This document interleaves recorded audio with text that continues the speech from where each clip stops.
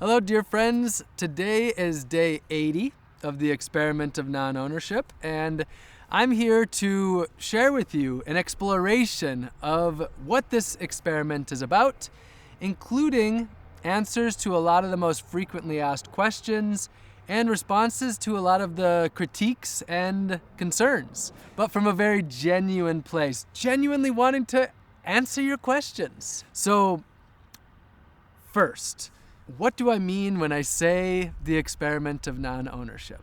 I arrived here in Griffith Park 80 days ago, having walked from the border of Canada with every possession that I owned on my walking cart. And when I arrived here on January 26th, I gave away everything.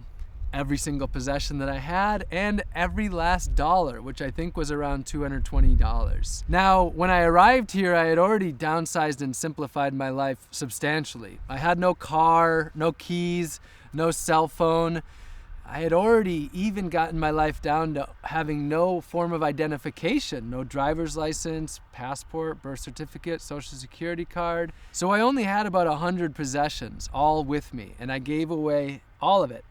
I have no house either. The last house that I had was just that little 10 by 10 house that I had built in Orlando, but that was 5 years ago.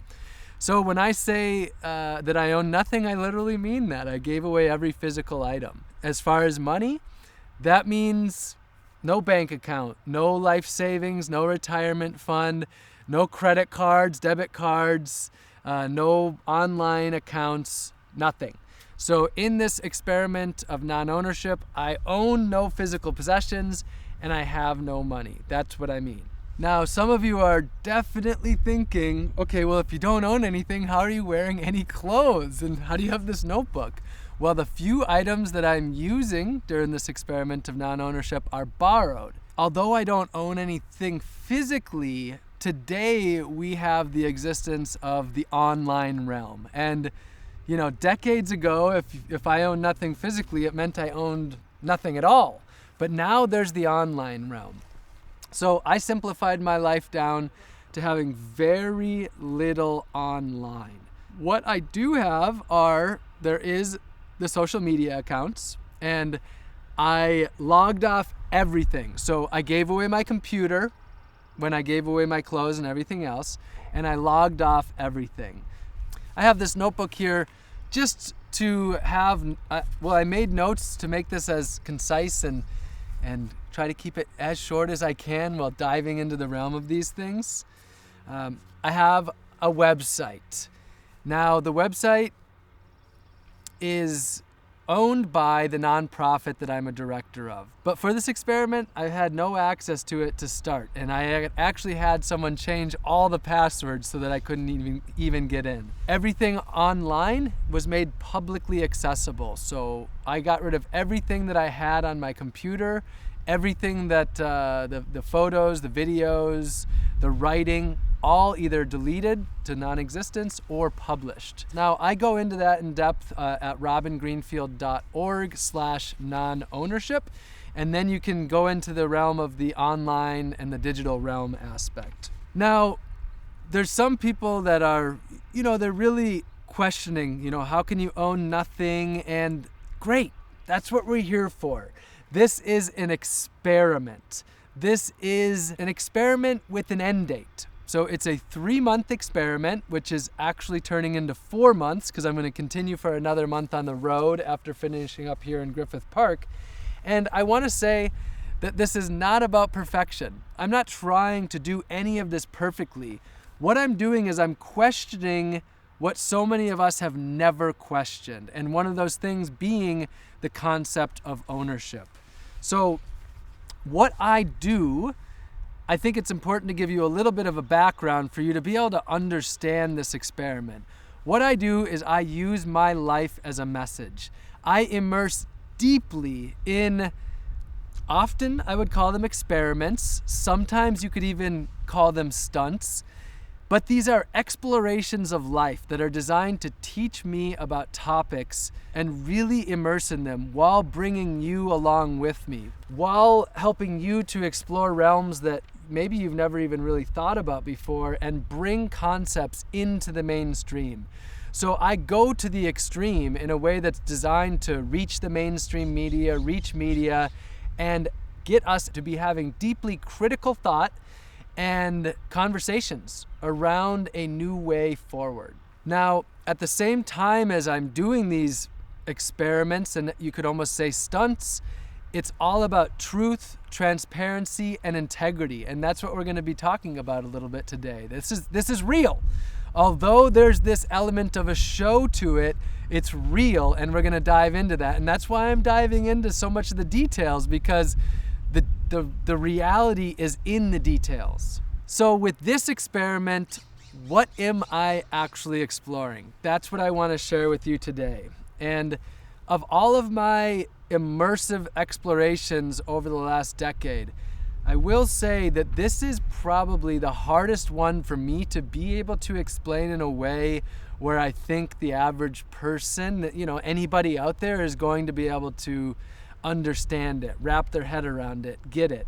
I've had real concerns about whether this is an experiment that I even share. I've known with absolute certainty that this is the right experiment for me in developing into who I want to be, in developing in the leader that I strive to be. No question whatsoever that this is the right experiment for me. However, I have questioned whether, one, I can share it in a way that's going to be understood, and two, whether it's even the right thing to put out there, that it's going to move the conversation in the right way. But I've gone for it. And you know what I have decided on this long walk to get me to Los Angeles is I've really been just letting go. And so with this, for me, as an activist, as a social reformer, as a change maker, I've relied on my public perception, my credibility in the public, to share to get my message out there. And for this and the chapter that I'm on right now, I pretty much have just been willing to risk losing it all. Willing to risk losing it all to just go deeper, to go to the depth, and to break these illusions of separateness, to just focus on living in the deepest state of truth and integrity that I can in a society that is so lost from truth and integrity. And basically, I've said to myself, I'm willing to just go there, even if that means losing it all. And so I understand that a lot of people really don't get this, but for those of you that are here with me, I'm glad you are, because this is the opportunity to get it. So through this experiment, I am questioning a lot of what's just not questioned. And one of those things is the concept of ownership. So a way that I like to frame this is, so the land, imagine that somebody sells land to another person and they sign a contract. Well, does the land agree to this contract when someone decides that it's now owned? Do the plants and animals that live on this land agree to this contract?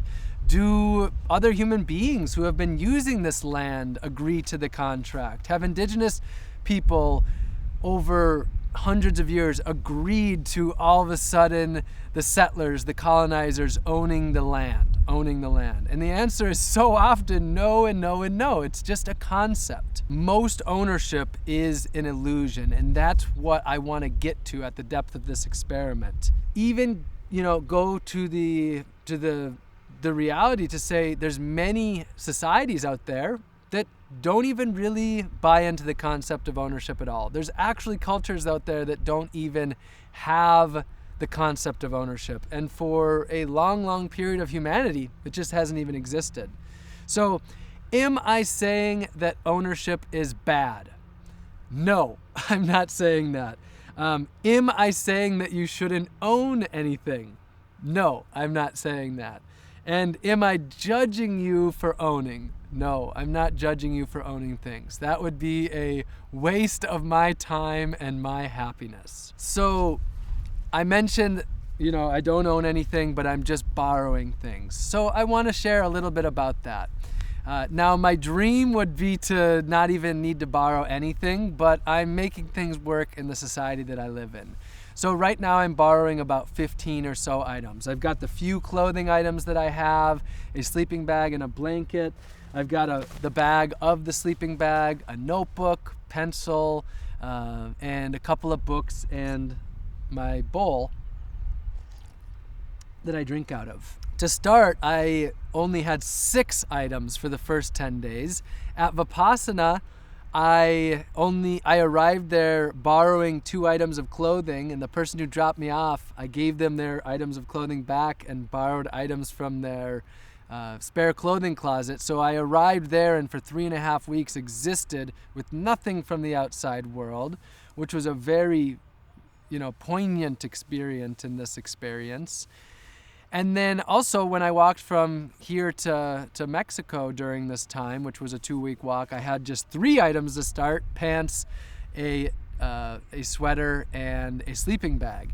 So it's varied over the last 80 days, and generally I've kept the items for just 10 days, with the idea being that that's a way for me to dissolve the sense of the identity, having nothing for more than 10 to 14 days. It's like there's kind of this revitalization, this fresh start over and over, and the lack of attachment and the lack of being able to really attach onto preferences. So some would say that I'm just dependent on others who own things.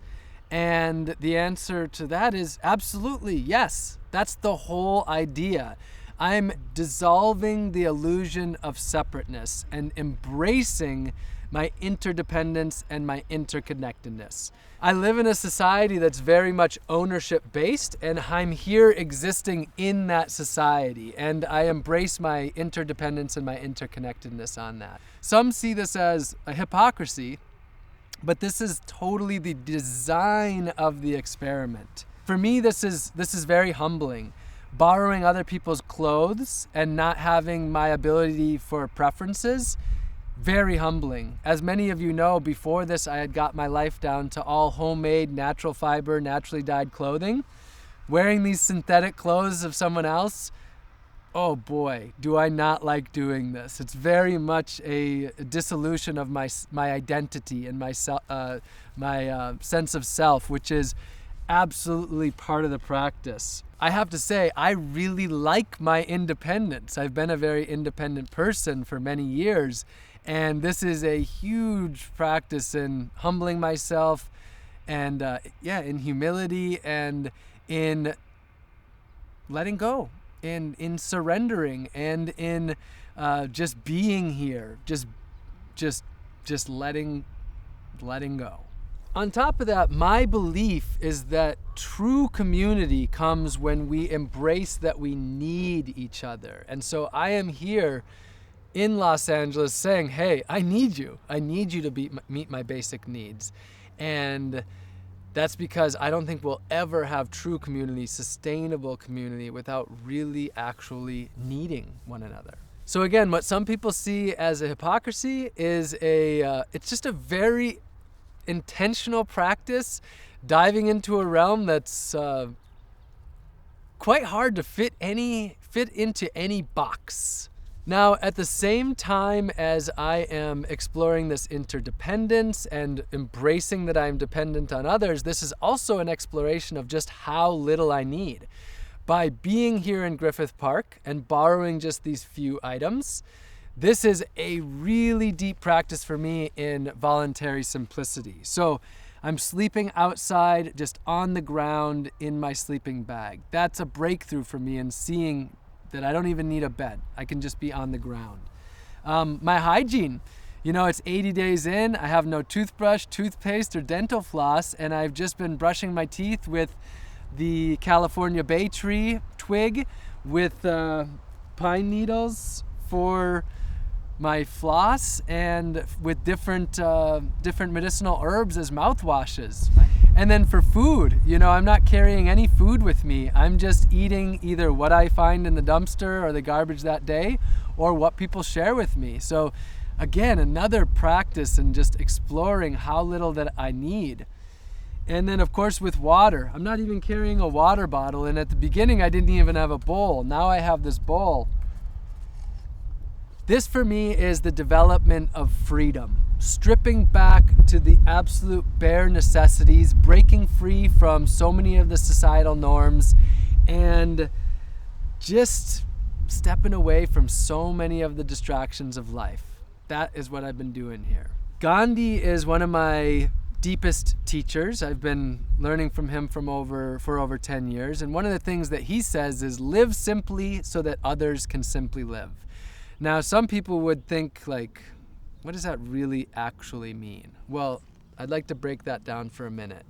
Today, we live in such utterly complex times where our lives are so intertwined into this web of consumerism, where nearly everything we do is part of systems of destruction, exploitation, oppression, injustice, and inequity.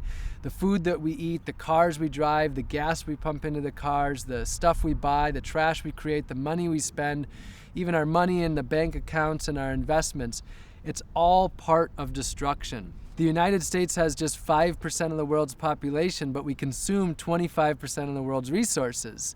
So if what I'm doing looks extreme, well, actually the way that we live, the norm that we supposedly live in is actually by definition extreme. So now I'd really like to address some of the areas where I've really struggled, as well as some of the most common questions and critiques. Now, some people say, Robin, there's no need to justify yourself. What people think is none of your business. And actually, first of all, when I'm responding to people, I'm not justifying myself. My life is my message. My whole life to design is to wrap people up into my life, to get people to go somewhere with me, to get people thinking and asking questions. So if people ask questions, it's my duty to answer them. That's my job. My life is my message. These are opportunities. These are teaching lessons. Whenever people have these questions, these criticisms, these critiques, these confusions, these are my opportunities to go there with them and to bring people along. So let's get into some of the questions, the critiques, the concerns, even though we've been doing that already. But here's a big one. Am I homeless? So, I'm sleeping outside here in the city. I'm eating from the dumpster. I don't have money. I'm bathing in the LA River. A lot of these things are things that some of you out there might associate with people who are experiencing homelessness. I have never said that I'm homeless. I'm not trying to simulate homelessness. I am just being me. I'm a very unique person. And some people have even, recently called me an anomaly. And so if you try to fit me into any box, you're just going to experience confusion. So for complete clarity, I am not trying to be anything except myself. And I've been living this way for quite some time. This experiment of non-ownership is deeper and unique, but it's very much a thread on many of the threads that I have been living. To some people, they would say I'm homeless and there's no way I could convince them otherwise. Others, they would say I'm not homeless, I'm so privileged and I'm here by choice, and there's no way I could convince them otherwise. And then others see me as a monk of sorts, a wandering sadhu of sorts, with my, you could call this begging bowl. And that's a whole different view that comes from a more Eastern way of looking at things. So I am what I am, and that's all that I am, and I'm here to break a lot of the societal norms and really shake things up. Now, I have a lot of space in my heart for people who are experiencing homelessness. And my dad is actually homeless. He sleeps outside of the zoo in Honolulu and has been there for over a year, and has, lived in a van or a vehicle for much of my life. And recently my brother was homeless in Texas and lived in a homeless shelter for a period of time. So I have people that are very close to me that actually have experienced homelessness, and it is very near and dear to my heart. And this short experiment of non-ownership is just a tidbit of my life as far as my learning, about the situation that people are in here in the United States, and having empathy for and practicing compassion with and experiencing a love and interconnectedness with people in these situations. So a lot of people ask, how am I so clean? They see me and they say, well, if you're living outside, you would have to be dirty. And I'd like to flip that a little bit. What that means is that if you believe that, you have a stigma of what it is to be homeless. You have a stereotype that all people who are living outside are dirty and are not able to have quality hygiene. But I'll give you an example. One of the guys that I recently met, he's at the library on the computer every day. I would never have an idea he's homeless. He's been homeless for 13 years in Los Angeles, though. He carries his bags around. But besides that, you would never know. He's clean. We talked about hygiene. And so this idea that I should be dirty if I'm sleeping outside is based on, a lot of people have a view of homeless that's based on the people who are struggling the most with mental illness and with drug addictions. But that's just a fraction of the people who are experiencing homelessness, and a lot of people you would absolutely never know. How do I stay clean? Well, first of all, I bathe in the Los Angeles River. I have my towel that I wipe down with water. And I'm able to practice a very simple, natural personal hygiene. And yeah, actually I have smelled a little bit sometimes, and some people have said my clothes look impeccable on the computer, but if you got closer, you'd see that some of them were kind of dirty a little while. But the other part is I wash them in the LA River, or right now I'm only borrowing clothes for 10 days at a time. Now, some people have asked, well, what about the beard? How have I been trimming my beard? Well, it's real simple. I borrow a beard trimmer every couple of weeks, or I've gone to the house of a guy named Garrett and a guy named Coleman, who I've met through the local Sangha group. I'm wearing Garrett's clothes right now. And so I've just trimmed my beard. It's as simple as that. And people who are experiencing homelessness, they also have beard trimmers. They have cell phones. They have money, most of them. So again, false idea that you can't trim your beard if you don't own a beard trimmer and if you live outside. Am I actually sleeping outside? There's a lot of people on the internet that are so certain that I live in a mansion, that I have this retirement fund. I've already addressed that. I don't. But am I sleeping outside? The answer is yes. I've been here for 80 days. I haven't been in Griffith Park for all of that. I was in Vipassana, and for those 3.5 weeks, I was inside. I wanted to sleep outside, but you could only sleep inside. And that was just a simple room. And then on my walk from here to Mexico, I slept inside about half the time. Now here in Los Angeles, I've slept inside, I think, twice over the 5 or so weeks in Griffith Park on the rainy nights. So on the rainy nights, I've been taken home, and someone from the community has brought me in for the night. That's the whole practice of surrendering and interconnectedness. And I'm so happy to have been sleeping outside. It's been a truly deep connection to the earth being here in Griffith Park. A lot of people get kind of angry with me on the internet because they say you have to acknowledge your privilege.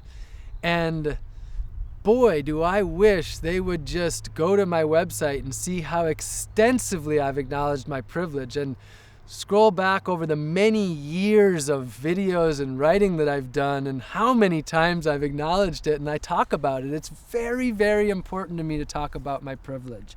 And the reason why, it's nothing to do with virtue signaling, it's nothing to do with political correctness. It's because it's non-delusionalism that I'm practicing, and my privilege plays an extensive role in being able to do as I'm doing. Yes, others can't, there's definitely others that can't do as I do. And, people with families, children are in a very different situation. So I deeply acknowledge my privilege, and I deeply embrace who I am. And I really want you to know that.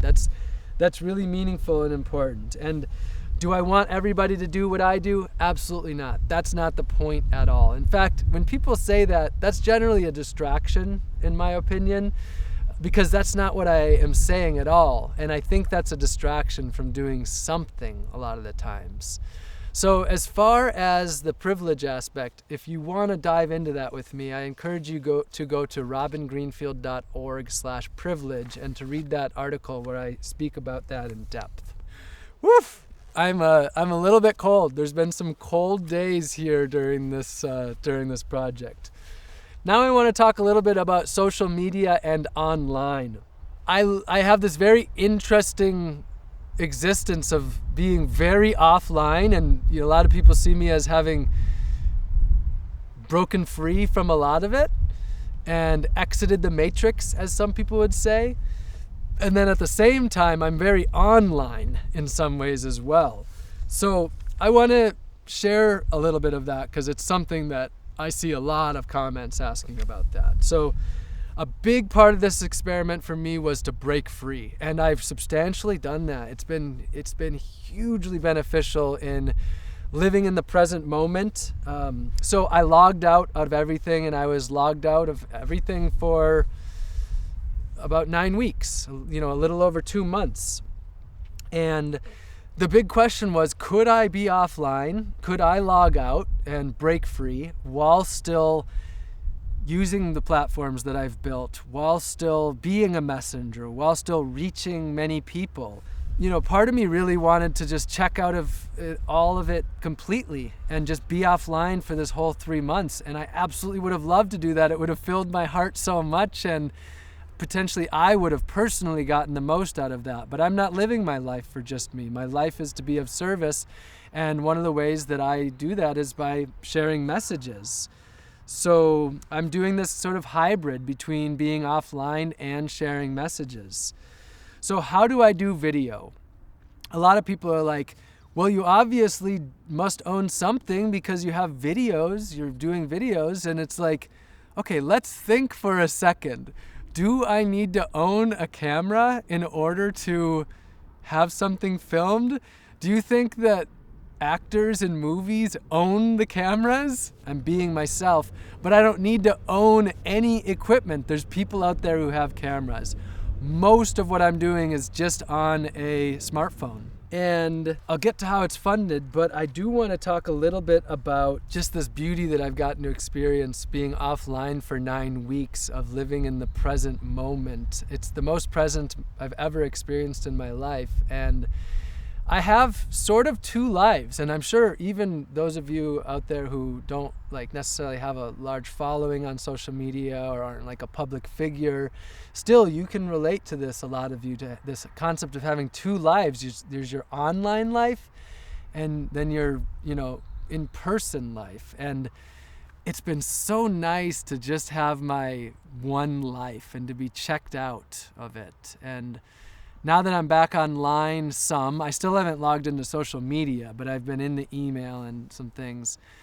I will say my quality of life has decreased having the 2 lives again and reading the comments. The reason I ended up coming back online is I saw that the team wasn't quite keeping up with everything that I was hoping that we would be able to do, and some things were slipping through the crack as far as the integrity of the sharing of the experiment, and that's why I ended up coming online. Next thing is, so how is it funded? I mentioned that some people are being paid, and so I genuinely don't have any money right now. As I said, I have not a penny to my name.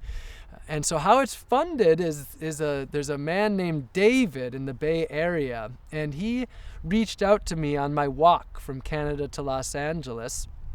And he decided that, our message is important, this message of reconnecting to the earth and living more simply. And he wants this message out there. So he's actually hired, independent contractors, people to do this work, and he pays them. So I'm fully decentralized from it. I'm able to exist, and he is able to pay people to be able to help spread the message and do the work online. So it's a very unique and, for me, beautiful way of still being able to funnel money, not funnel, but flow money, have money be a flow that allows to do service with. And in my ideal world, I would be able to do all of this without money. Like, I'm not making money from this. I'm doing this from a place of just passion for sharing this message, and I'd love to be able to work solely without money, but I've tried and I've really struggled, and so I'm happy to have money play a role. Now I'd like to talk a little bit about how social media works. There's lots of questions around this, and one of the big ones is it staged? Is it fake? And I doubt most of the people who have been following me for a long time have a question about that too much, but I think some of you might even have a little question with that. And so the simple answer is it's not staged, it's not fake. As so many of you know, I have committed to the deepest level of truth and integrity that I can fathom to the best of my ability.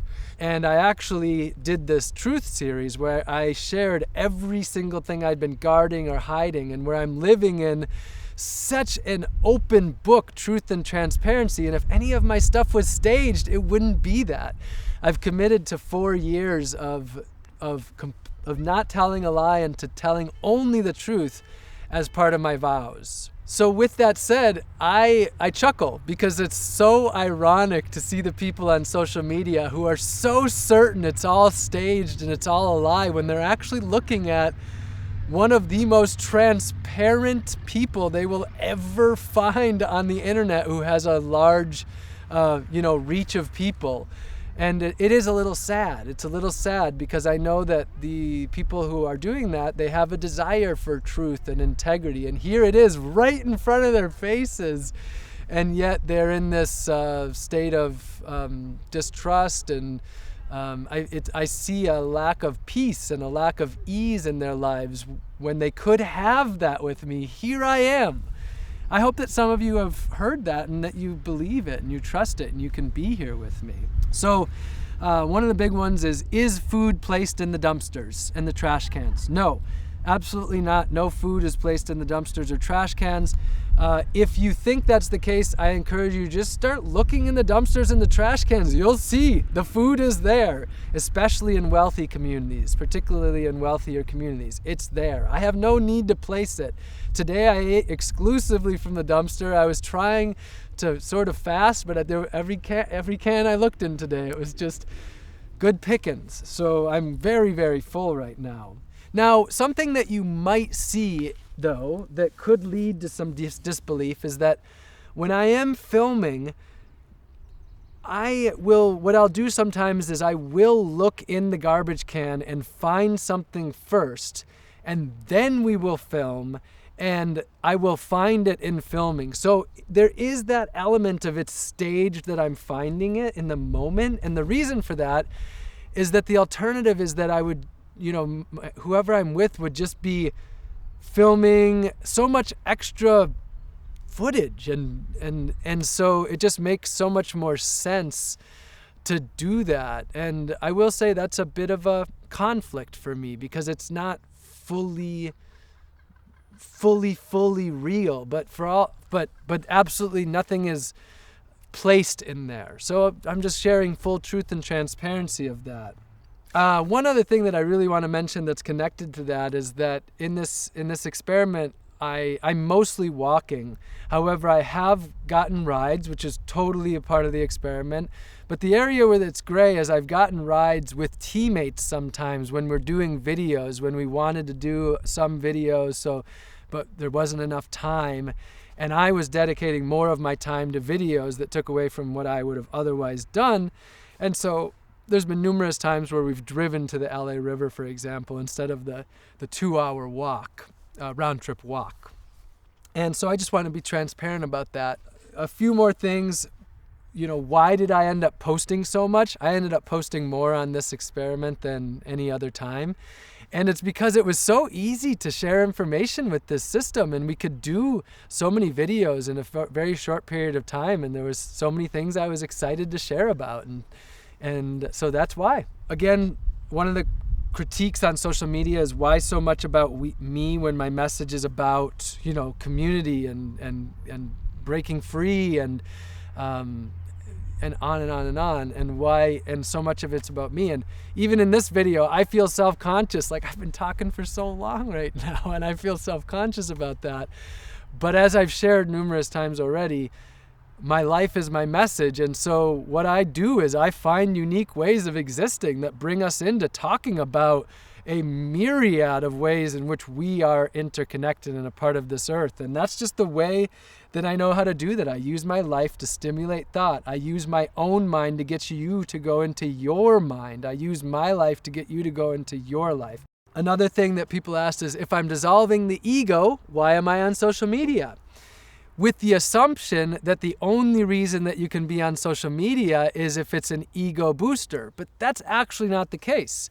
Even though social media does have a tendency to do that and is designed to feed the ego, I have managed to be dissolving my ego over the last decade while increasing the number of people that follow me on social media. Now, if I was to get off social media, that would be so helpful for me in dissolving more of my ego. And I would love to do that. And I'm very much contemplating it. I've contemplated it quite a bit. But for now, I'm continuing to be on social media, and it's a balance. It's a balance of the ego. This is, for me, two of my biggest struggles are my presence on social media, my being online in general, and then ego. I would love to have dissolved my ego more by now, but here I am. Wherever I go, there I am. It's still there. I will share that reading the comments lately has been a little painful. I've felt some hurt, some sadness, some frustration. The negativity bias has gotten me a little bit, where some days I focused more on the negative, but then it's really like there's so much positivity. There's so many people sharing that they're learning, that they're growing. And so overall, that's the case. But yeah, reading the comments has definitely decreased my quality of life. It is important, though, because that's how I, read what's going on and respond and be here with you. I will say, what a world of difference it has been in person. Just today, 3 separate people have found me in the library and on the streets, just out and about, that said, hey, sometimes it's just, hey, do you have a social media account? And then when I say yeah, they're like, oh yeah, I've been watching you. And that their life has been enriched. And then other times it's people like out here that just saw one video. A guy gave me a honk, and he was like, hey, he's like, you're the guy who owns nothing, right? And out here in the real world, I have met hundreds of people in this experiment of non-ownership, many that came to find me intentionally, many that stumbled across me, and it's all positive experiences, except one woman actually back at the beginning. And so it's really important to remember that. And I encourage all of you to remember this, that if you're getting caught up in the negative comments, that's whether it's on my social media or on your own, that is not necessarily a reflection. Scroll down and you'll see that the large percentage are actually comments of growth and learning and positivity. A lot of people think I'm really trying to get something out of them. They're like, this guy's got to be trying to get something out of me. And I get it, but I'm not trying to get anything out of you. I'm not even trying to get you to change. You change if you want to change. You embrace this message if you want to embrace this message. I don't want to convince you of anything. You are a human being, and I want you to act on your own desires, your own free will. That is for you. My social media is not monetized. I don't make a penny from this. I've made numerous vows. One of them is to earning less than the federal poverty threshold for life. I don't want your money.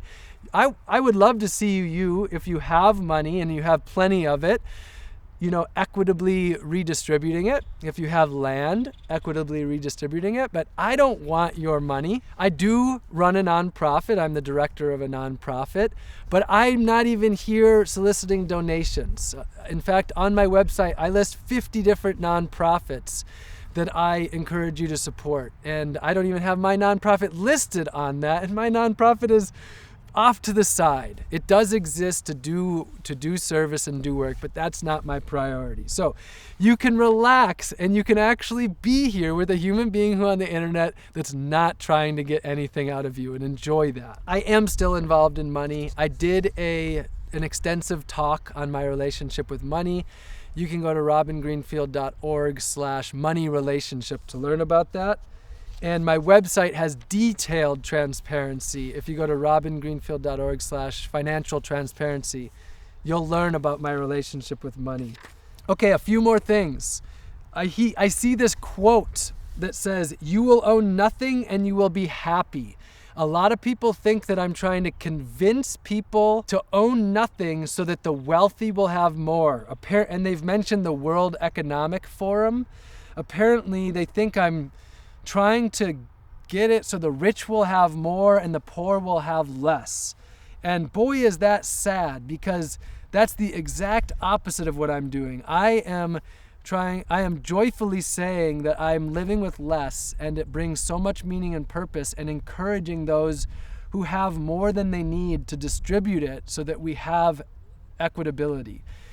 1% of the world's population owns 50% of the world's wealth. That's the antithesis of what I'm trying to share and create. I want to dissolve that and create equitability. So I don't have any association with any government organization. I've talked to politics, I've influenced politicians through my being, but I have no association with anything of that sorts. So, okay, a little bit on swimming in the LA River. Those videos got over 5 million views between the few platforms, and a lot of people didn't go very far into my message. First, I'd just like to clarify, I gargled the water. I didn't drink the water. So if any of you are wondering that, I didn't drink it. I'm just swimming in it and enjoying it, which is a very big difference. Am I concerned about pollutants? Yes, a little bit. But I'm equally concerned about not having access to water to be in, because it's it's my medicine. And so unfortunately, we live in a world where a lot of our medicines have been turned into poisons, and that's my daily balance in this world, of not being afraid of the world and living in abundance while we have so much pollution and destruction. And that's a personal balance that I navigate. I'm not telling anybody else to swim in the river. This is just me doing that.